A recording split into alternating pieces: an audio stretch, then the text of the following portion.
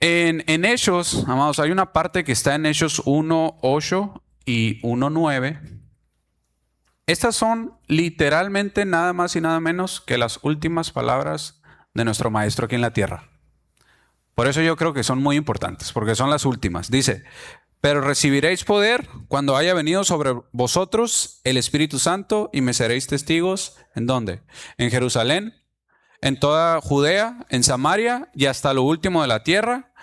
Y luego dice, habiendo dicho estas cosas, viéndolo ellos, fue alzado y le recibió una nube que le ocultó de sus ojos. Esto fue el encargo de Jesús para ti y para mí justo antes de irse. Por eso yo creo que no es cualquier encargo. Para empezar es el encargo de Jesús y segundo es justo las últimas cosas que dijo antes de irse. Entonces, esto lo dijo Jesús y si usted, amado, así como yo, anhela fervientemente tener una vida significativa, yo creo que tenemos que poner atención a estas palabras. Y hay una cosa que Él dice que vamos a recibir. ¿Se acuerdan que dice que vamos a recibir? El Espíritu Santo. Bien, justo de eso se trata esta clase, amados. Si usted está apuntando, la clase se llama Llenos del Espíritu. 2 puntos, la guía para ser feliz. ¿Ok? Llenos del Espíritu. Entonces, aquí la cosa es, sí, o sea, nos dijo Jesús que tenemos que hacer todas estas cosas. Pero dice que para hacer estas cosas, primero teníamos que recibir el Espíritu Santo. Entonces yo creo que primero que nada tenemos que responder a la pregunta de cómo podemos ser llenos del Espíritu Santo. Y eso vamos a estar hablando ahora de la llenura del Espíritu. Ahora, amados, hay muchas creencias, muchos mitos sobre este tema. Sobre todo, hay una corriente, amados, que inicia en 1901, me di la tarea de investigarlo un poquito, que se llama pentecostalismo, ¿ok? Y después hay otra segunda como subcorriente de ahí que nace a partir de los años 50 en el otro lado, ya después vino para acá y para todo el mundo, que se llama neopentecostalismo o movimiento carismático, es lo mismo, ¿ok? Tiene 2 nombres. Entonces, cuando usted oiga decir cristiano carismático, es un cristiano neopentecostal. ¿Por qué les digo todos estos tecnicismos? Porque esta corriente, amados, tiene una interpretación, en mi punto de verlo, un poquito errónea sobre qué es el bautismo en el Espíritu. ¿Ok? Porque si usted creció en la iglesia, así como es mi caso, le habrá tocado cuando se usaba decir que el bautismo en el Espíritu era que hablaras en lenguas, o que te revolvieras, o que hicieras una cosa rara, ¿no? Y crecimos con eso, y los que hasta la fecha no hablamos en lenguas, si no entiendes esto que te voy a explicar, como que te sientes que Dios no te quiere, ¿no? ¿Sí? Unos hablando en lenguas, vas al evento, bien pentecostal, invitas a un amigo que es nuevo, tú ya tienes años, y sopas, el amigo recibe el don. Y tú así como que, es neta, Dios. O sea, de perdida respeta los turnos, ¿no? Ya estaba primero. Y no, se lo da a tu compa, ¿no? Entonces, por eso es que le digo que yo creo que hay una serie de errores aquí. Y yo quisiera, amados, que juntos pudiéramos, a través de la verdad, tener libertad. Porque la verdad siempre trae libertad. Amén. Entonces, bien. Ahora, bautismo en el Espíritu Santo. Vamos a ver todo lo que es el bautismo. Pero antes que nada, yo le quiero decir, amados, que nosotros realmente creemos en el bautismo del Espíritu Santo, ¿ok? Porque es algo bíblico, no lo podemos negar. La Biblia dice que hay un bautismo en el Espíritu Santo. Ahora, aquí, ¿cuál es el problema? El problema, amados, es que a veces interpretamos una cosa que pasó y creemos que tiene que ser universal. O sea, que una cosa que le pasó a un hombre o a un grupo, le tiene que pasar absolutamente a todos, sí o sí. Ahí está el detalle, ¿ok? Porque, si quiere apuntar esto, dice... Dios es un Dios de formas, no un Dios de fórmulas. ¿Ok? Dios es un Dios de formas, no un Dios de fórmulas. Es diferente. ¿Ok? Porque una fórmula, amados, es como si tú hicieras magia y agarraras un huevo y sal y hicieras un embrujo y siempre que lo haces igual, te sale igual.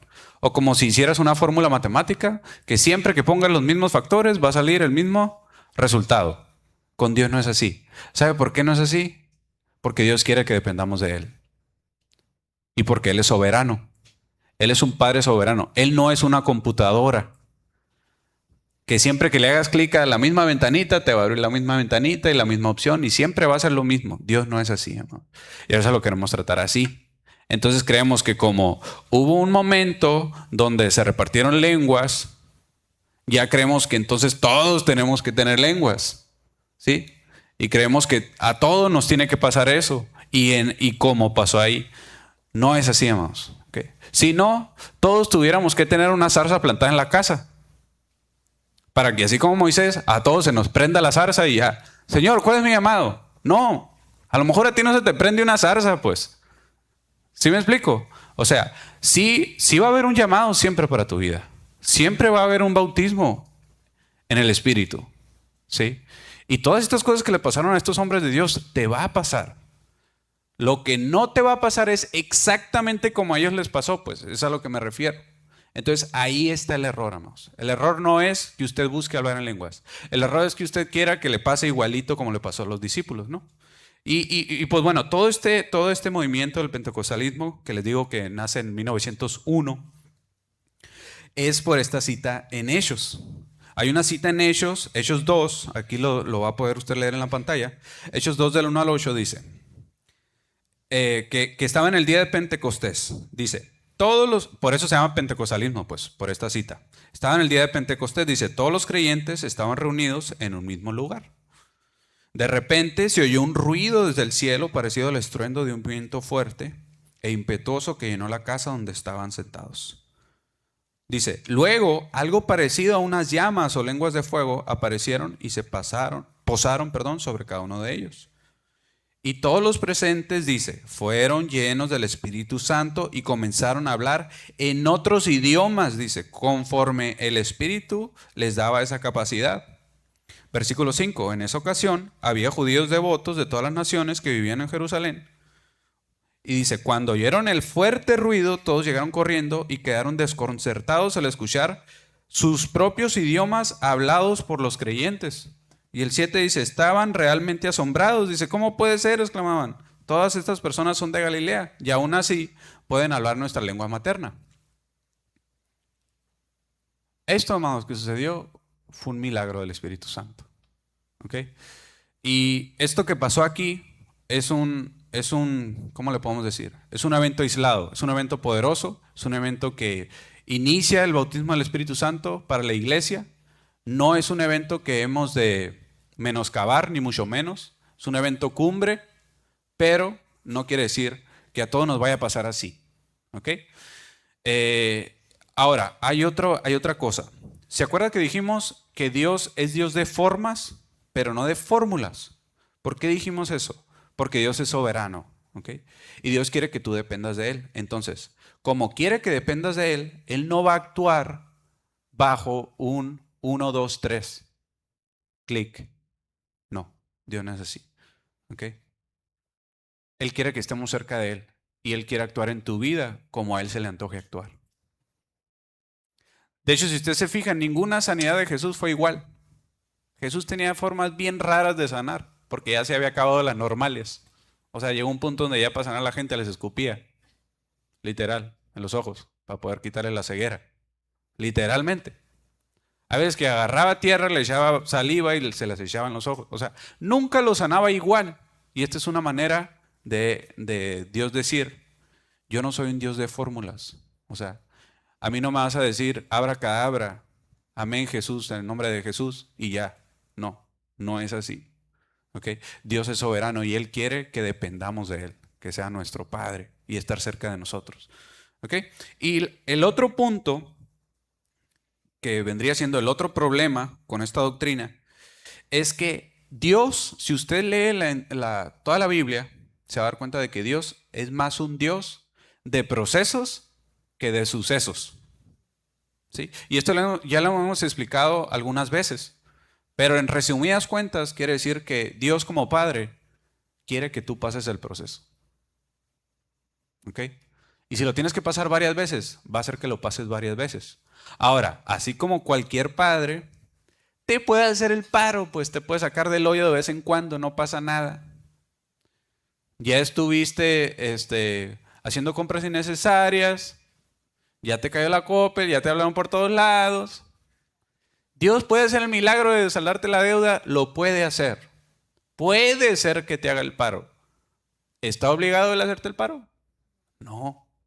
¿Se va a enojar usted si Dios no le hace el paro? No. ¿Sí?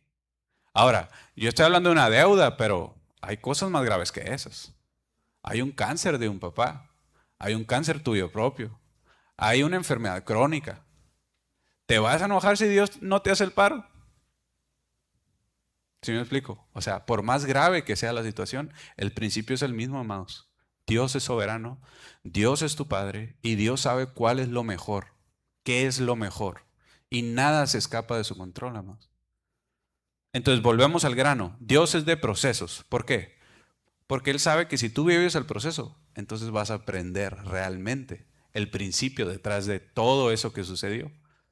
Porque si Dios te hace el paro y te saca del hoyo, ¿aprendiste algo? No. ¿Te saldó la deuda de la Coppel? ¿Vas a aprender algo? No. Vas a decir, gracias, Señor. Y vas a, o sea, ya estás arriba, ¿no? Pagando. O bueno, no sé cómo esté ahorita. Creo que antes pagabas arriba, no sé cómo. Y ya bajándote las escaleras vas a agarrar otra chachara, ¿no? Vas a agarrar una tele y fiada a 52 meses. Pues sí, porque no aprendiste, pues. Por eso es que Dios es más de procesos que de sucesos. Dios quiere procesarte. Sabemos que todos los minerales, ¿cuáles son los más valiosos? Los que tienen el proceso más duro, más drástico, más largo. Entonces Dios quiere hacerte un diamantito. Y para que seas un diamante tienes que haber aguantado muchos años de presión. Entonces, estas son dos máximas que quiero que usted se lleve, amado. Número uno, Dios es Dios de formas, no de fórmulas. Número dos, Dios es más Dios de procesos que de sucesos. Dios puede hacer el milagro, sí puede hacer el milagro. No estamos, o sea, quiero dejar en claro esto, pues no estoy diciendo que Dios no haga milagros, no estoy diciendo que Dios no puede sacarte del hoyo, Él lo puede hacer. No hay nada imposible para Él. El tema es que si Dios te está sacando del hoyo, es porque ya fallaste en un tema, pues.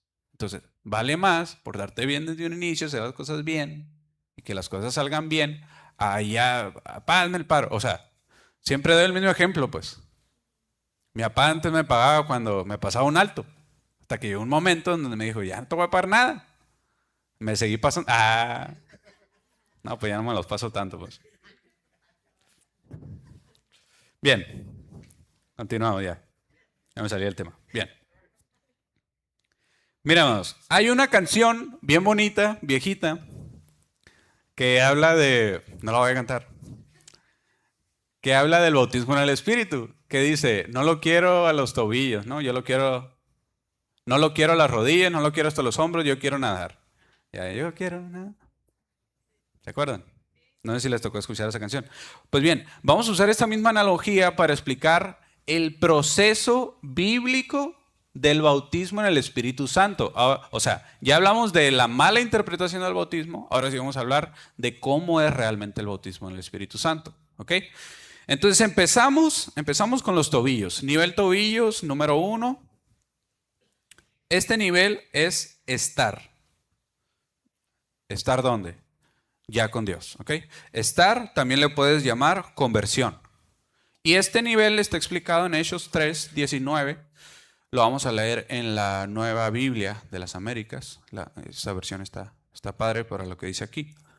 Dice, por tanto, arrepentíos y convertíos para que vuestros pecados sean borrados, a fin de que tiempos de refrigerio vengan a ustedes, ¿no? Entonces dice, arrepiéntase, conviértanse. Este es el primer paso. Cuando usted viene al Señor, se arrepiente y se convierte, ya tiene el agua hasta aquí, ¿no? Hasta los tobillos apenas. Dijimos que es un proceso, ¿no? Vamos por partes. Después de esto sigue otro nivel. Este nivel es hasta las rodillas. Y las rodillas quiere decir cuando usted ya recibe una unción, ¿para qué? Recibe una unción para adorar y para servir. ¿Okay? Y hay una parte en Lucas 4, 18 y 19, que en realidad es una cita de Isaías. Jesús está citando a Isaías. Y habla otra vez del Espíritu Santo. Dice, bueno, no me lo han puesto. Hay una parte, en esa parte, la Biblia dice que el Espíritu Santo está sobre Jesús o viene sobre nosotros para hacer varias cosas, ¿no? Y habla ahí de una serie de acciones que haces a partir del bautismo del Espíritu Santo. Entonces, a partir de este segundo nivel, el Espíritu Santo lo unge usted para que empiece a ¿qué? A servir. ¿Ok? Entonces, primero es conversión, después adoración y servicio. Este ya es el segundo nivel. Porque en cuanto el Espíritu lo unge usted, ya puede servir, ya puede ser testigo de lo que Dios ha hecho en su vida. Después sigue un tercer nivel, que es hasta la cadera o los lomos. ¿Ok? Este nivel es cuando ahora sí recibimos un don espiritual. ¿Ok? Este nivel se llama dones. ¿Ok? Cuando ya usted recibe algún don. Esto está en 1 Corintios 14, 1 y 12. Y lo vamos a leer en la Nueva Biblia Viva. A ver si la hay en los moros. Vamos a leer 1 Corintios 1, dice, el hablar en lenguas, dones, dones de profecía y lenguas, dice, procurad alcanzar el amor, pero también desead ardientemente los dones espirituales, sobre todo que profeticen. Número 1 dice que es que, ¿qué es lo primero que tenemos que procurar? El amor. ¿Ok? ¿El amor quién te lo da? Dios. ¿Cuándo? Cuando te conviertes, te arrepientes, recibes el amor, crees en él. ¿Ok? Entonces, primero es el amor. Y luego dice, ahora sí, los dones espirituales. ¿Ok? Ya usted está preparado entonces para recibir los dones. Y más abajito en el versículo 12 hay otra parte importante de este tema. Dice, así también ustedes, puesto que anhelan dones espirituales, procuren abundar en ellos, dice, ¿para la qué? Edificación de la iglesia. Otras versiones dicen que procure los dones que sean más útiles para la iglesia en general.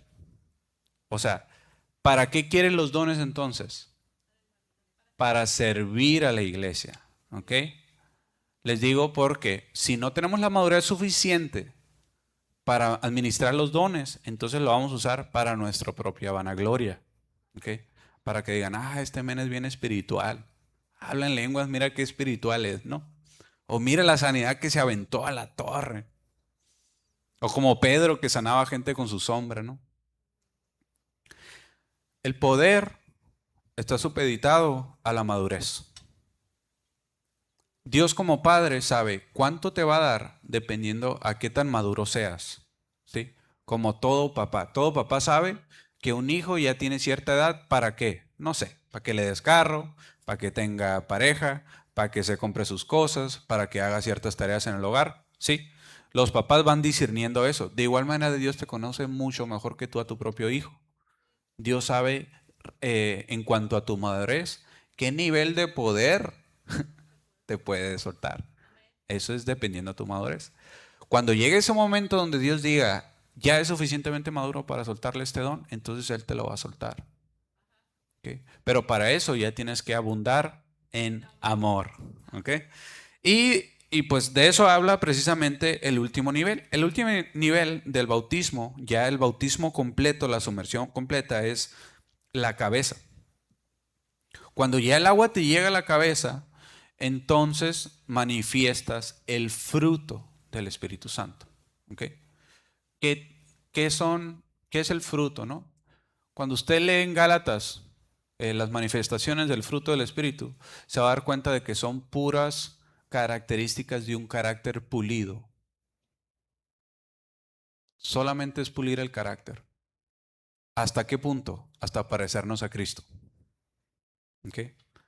Tienes que ser manso, tienes que ser humilde, tener dominio propio, estar gozoso, tener fe, tener amor, ser bondadoso. Todas esas características son las del carácter de Cristo. Entonces, eso, amados, eso significa haber sido cubiertos hasta arriba. Entonces, ¿qué es superior en orden? El carácter.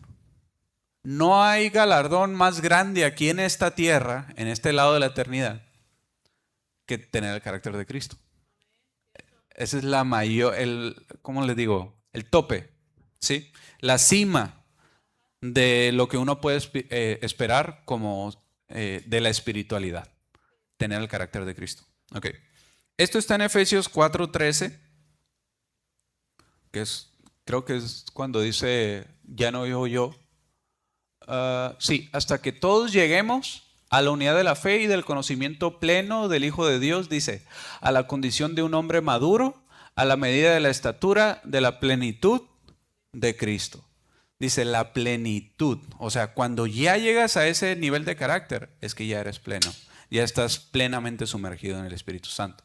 Entonces esa, amados, debe ser nuestra mayor meta. Si hay algo que aspiramos con Dios, tiene que ser esto, parecernos en carácter a Cristo, que sí o no, es lo más difícil.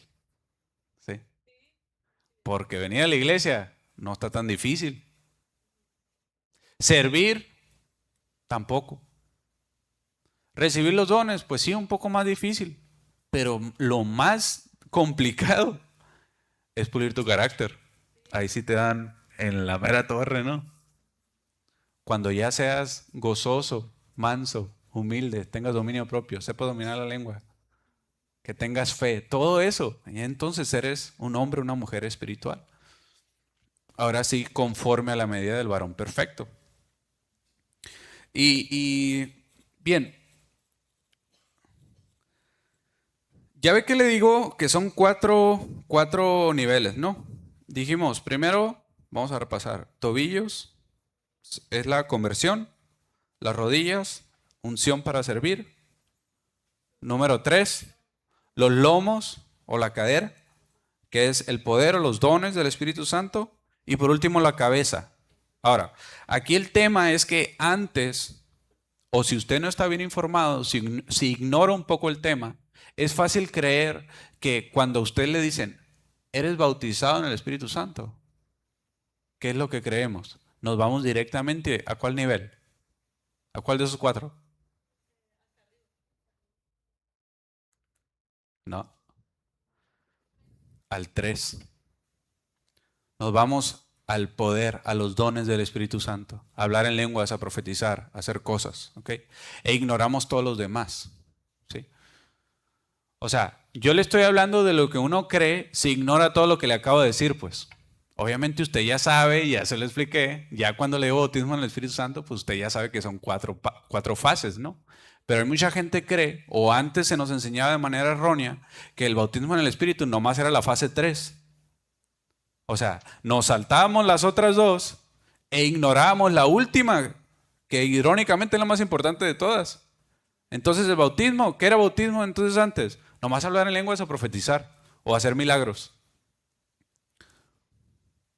Que esto, dice la palabra de Dios, lo tenemos que buscar, sí, pero para buscar eso, para empezar, primero tenemos que haber pasado por los otros 2 niveles. Una verdadera conversión genuina, ¿y qué más? Y un servicio, ya tener ese espíritu de servicio, o sea, ya no tener un espíritu de demandante, de que me sirvan a mí, sino que ya estés en un punto donde tú estés sirviendo a la iglesia. Entonces, y ahora sí, Dios te suelta un don para que la sirvas mejor, pues. Él te capacita, dice que Él capacita a los llamados. Vienes a la iglesia, recibes a Dios, te arrepientes de tus pecados, palomita. ¿Ya hiciste eso? No sé, tú dirás. Ya llega un punto donde ya sientes esa inquietud de que tengo que servir en algo, no me quiero sentir inútil, no quiero nomás estar calentando la silla, en algo tengo que servir y te pones a hacer una tarea doméstica. Servir en la puerta, estar aquí tocando un instrumento, servir con los niños, limpiar, ujier, lo que sea, una tarea doméstica, ¿sí? Ya después llega un momento donde Dios mismo, el Espíritu Santo dentro de ti, te empieza a inquietar otra vez. Y te dice, esa tarea doméstica que estás haciendo está muy bien, pero ya te quiero llevar al siguiente nivel. Entonces es cuando el Espíritu Santo, ahora sí, te da un don. Hay muchos dones, amados. Hay don de ciencia, don de lenguas, don de fe, don de profecía, que dice Pablo que es el que más deberíamos de buscar, el de profecía. Hay varios, ¿ok? Entonces Dios te deposita un don. ¿Para qué te deposita ese don? ¿Para que sigas donde mismo, sirviendo en la misma área? No, amados. Ahora, ¿está mal que usted sea lo que sea, pero en una tarea doméstica? No está mal. ¿Qué es lo que está mal? Quedarnos ahí para toda la vida, pues. Está bien que usted sea ujier, está bien que usted toque algo. Qué bueno, hay que hacerlo. Pero no se quede ahí para toda la vida, porque ese no es tu fin último, pues. Es a lo que me refiero. A veces creemos que ya porque te subiste aquí a tocar la batería, a cantar o algo, ya estás arriba de la plataforma. Como que físicamente nuestra visión hasta aquí nos alcanza, pues, cuando estamos en contexto de iglesia. Como ya llegaste hasta acá, hasta este lado. Ya sientes que ya estás en el pico de la espiritualidad, pero no. Apenas estás en las rodillas ahí.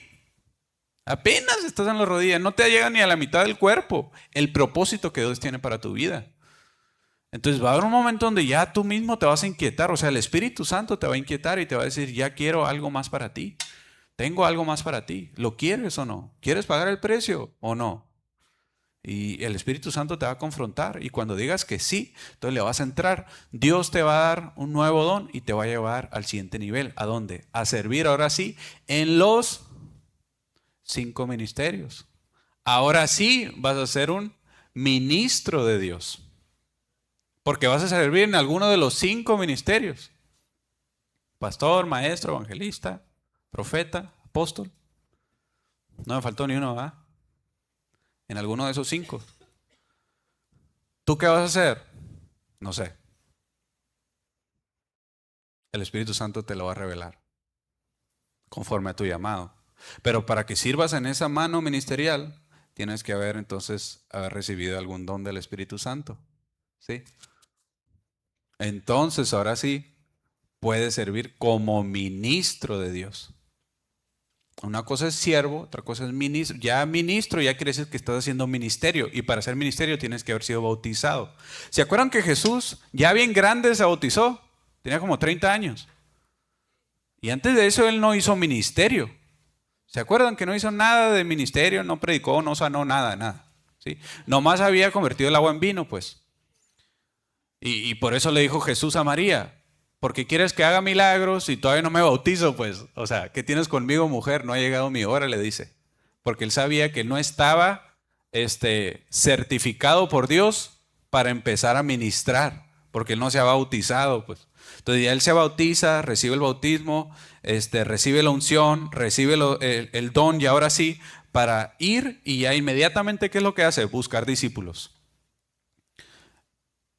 Entonces, usted tiene que llegar a un punto donde busque discípulos y se empiece a multiplicar y a dar fruto. ¿Ok? Entonces, ¿qué más les iba a decir? Bien, vamos a irnos a Mateo, amados. Vamos a irnos a Mateo 7, 21. Vamos a leer del 21 al 23. Se los voy a leer en la Nueva Biblia de las Américas. Esta cita, amados, está muy grave, ¿ok? Es una cita muy grave, un poco difícil de digerir. Cuando le pone atención, la verdad sí da miedo. Pero tenemos que hablar también de lo que podría pasar si no hacemos caso a la palabra de Dios, ¿no? Dice, esto Dios hablando de cuando ya estemos delante de Él, ¿no? En el cielo, dice, no bastará con decirme, Señor, Señor, para entrar en el reino de los cielos. Más bien, entrará, dice, el que hace la voluntad de mi Padre del cielo. Aquel día muchos me van a decir, Señor, Señor, hemos hablado en tu nombre hemos expulsado demonios y hemos realizado muchos milagros. Entonces yo les diré claramente, nunca les conocí, aléjense de mí, ustedes que hacen el mal. ¿A quién le dijo esto? A la gente que nomás le llegó hasta aquí la fe. Sí, hasta aquí le llegó la fe. A los lomos. porque sí, se fijan que él y ellos ya tenían dones espirituales. Ya echaban fuera demonios. Eso es un don espiritual. Sanaban gente y todo. Pero el tema es que se quedaron a medio propósito. Dios les dice, no me sirven. No hicieron mi voluntad, porque mi voluntad no es, o sea, el fin de Dios para tu vida no es nomás que le seas útil. El fin de Dios para su vida, para tu vida, es que te conviertas en Cristo Jesús. Que ya no vivas tú, que viva Cristo en ti. Porque es la única manera en que Dios te va a aceptar. Porque lo único que Él acepta es a su Hijo. Y si tú no te pareces a su Hijo, no te va a aceptar, pues. ¿Sí me explico? Y la única manera de parecerte a tu Hijo es terminar el propósito. ¿Y cuál es la manera de terminar el propósito? Que tu carácter se parezca al de Cristo. Entonces Él te va a decir, entra, siervo fiel.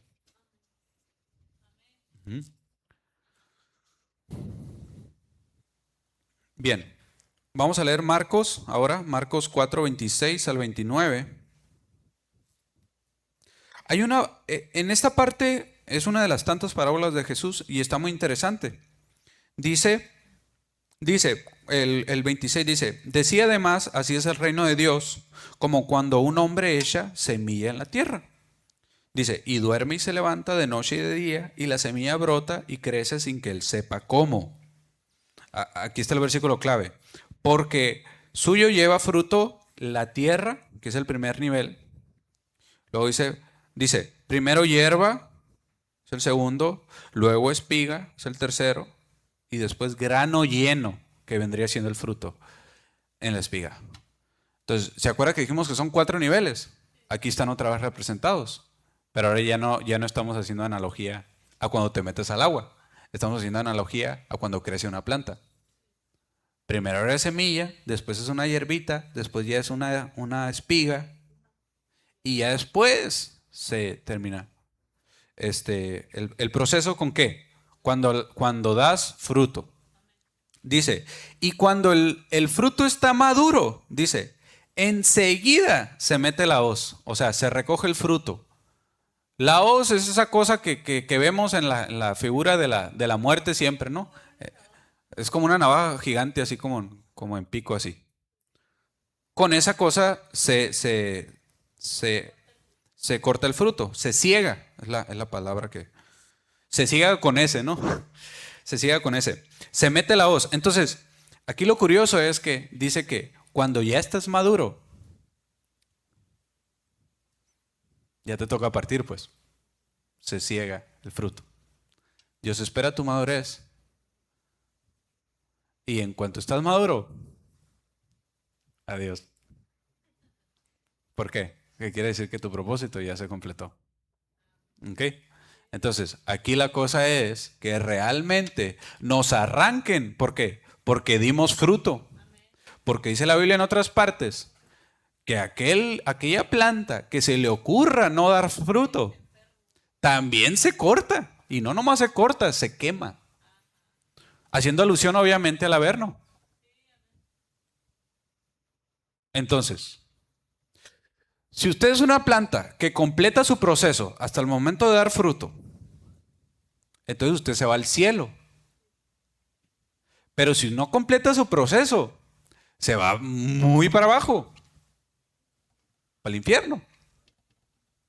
¿Ok? ¿Por qué? Te convertiste. Tú te convertiste. Todos nos hemos convertido, ¿no? Pues sí, pero si te convertiste, apenas eres semilla, pues. Y hay otra gente que ya está sirviendo en la iglesia. ¿Tú estás sirviendo en la iglesia? Pues la gran mayoría de aquí servimos, ¿no? De alguna u otra manera.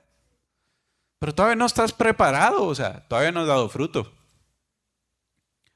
Puede ser que ya incluso tengas algún que otro don espiritual y ya seas un ministro. Pero todavía no estás listo. ¿Cuándo vas a estar listo? Hasta el final. Hasta que te parezcas a Cristo Jesús. Hasta entonces, no tienes garantizado que se te corte como debería de cortarte. En otras palabras, si si el agricultor te corta antes de que hayas dado fruto, se te va a quemar. ¿Sí? ¿Se entiende esto? Creo que está claro, ¿no? Bien. Nosotros tenemos que buscar entonces ¿qué? Dar fruto, ¿no? Todo Juan 15, amados, si usted quiere llegar a su casa, seguir reflexionando esta palabra. Juan 15, completo, todo el capítulo habla de esto. Y está bien interesante. Si quieren nomás leerse del 1 al 17, pensaba leerlo, pero ya casi se me acaba el tiempo, entonces no lo vamos a leer, pero sí nos vamos a ir a una parte clave que está en el versículo 16. Juan 15, 16, otra vez lo voy a leer en la Nueva Biblia de las Américas, dice, ustedes me escogieron a mí, perdón, ustedes no me escogieron a mí, sino que yo los escogí a ustedes. Y los designé para que vayan y den fruto, y que su fruto permanezca, para que todo lo que pidan al Padre en mi nombre se los conceda. Este misterio al final está más fácil de entender de lo que yo creía. ¿Por qué dice que cuando tu fruto permanezca, entonces todo lo que pidas en el nombre de Jesús se te va a conceder? Porque si ya diste fruto, quiere decir que ya no eres tú, quiere decir que ya eres Cristo. Y como el Padre le da al Hijo lo que sea que quiera el Hijo, Dios entonces te da todo a ti, porque ya no eres tú, ya eres Cristo, pues. ¿Sí? Obviamente no estoy hablando literalmente, no crean que estoy hablando de una herejía. Me refiero a que como tu carácter ya se parece al de Cristo, como ya no eres tú, sino que es Cristo viviendo en ti, entonces todo lo que le pides al Padre, Él te lo da. Porque de que Jesús le pida algo a que tú le pidas algo, para Él es lo mismo porque tú te pareces a Cristo, pues. Entonces, por eso es que tenemos que llegar a esa estatura.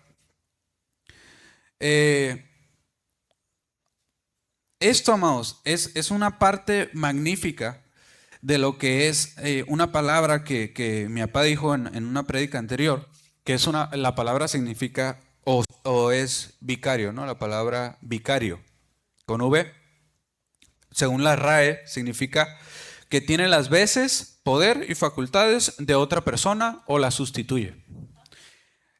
Lo magnífico, amados, del Evangelio es que Cristo nos sustituyó a nosotros, pagando el castigo que nosotros merecíamos.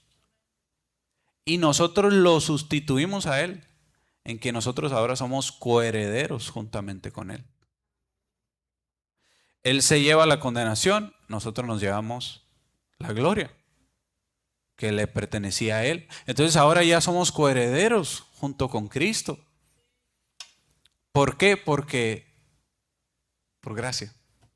No más porque Dios te amó, no más por eso. Así de sencillo. Lo único que tienes que hacer es recibirle y creerle. Y ya con eso eres coheredero. Qué impresionante, ¿no? Entonces, ya para irnos vamos a ver qué es el fruto. El fruto son tres cosas: identidad, utilidad, fertilidad.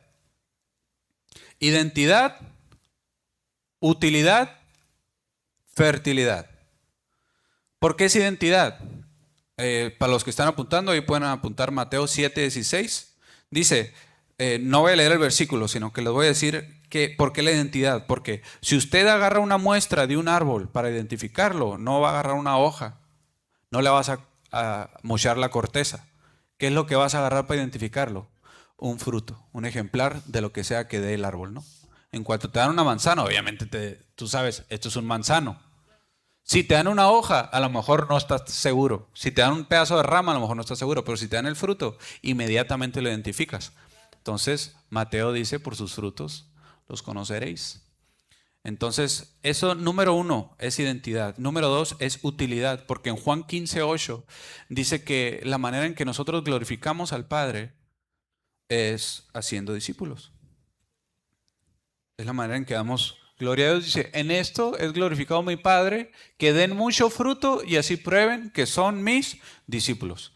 Entonces, esa es utilidad. ¿Cuál es nuestra utilidad? Dar gloria al Padre. ¿Okay? Y por último, la fertilidad. En Primera de Corintios 11:1 vamos a ver este tema. Primera de Corintios 11:1 es la fertilidad. Dice, sean imitadores de mí, dice Pablo, como también yo lo soy de Cristo. ¿Qué tiene que ver esto con la fertilidad? Pues bueno, que Pablo era un fruto.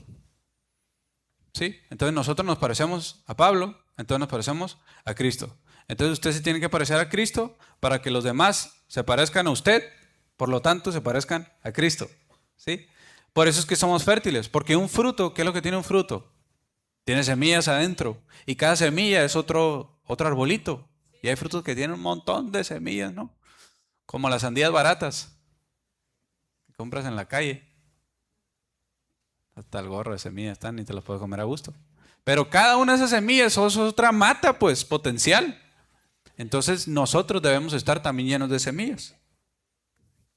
Y puede ponerse de pie, amados. El último versículo que vamos a leer es Juan 15:11. Juan 15:11. Está muy bonita esta versión porque está muy literal. Hasta parece un poco infantil, pero se oye muy bonita Juan 15:11. Lo vamos a leer en la TLA. ¿Ok? Esto lo dice Jesús.